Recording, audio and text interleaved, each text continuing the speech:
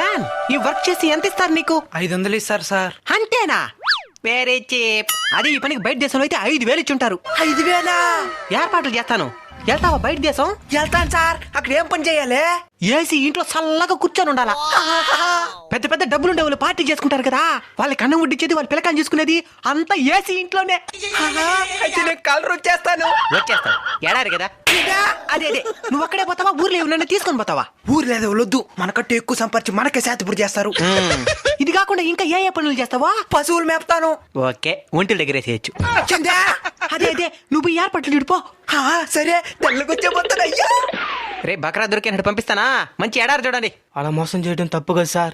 ఏది తప్పు? ముందు ఎక్కువ డబ్బులు ఆశపడి తప్పు చేసిన వాళ్ళు ఏం ఇండియాలో పని చేసుకుంటే వద్దనిందా? మంచి ఎడారి చూడు.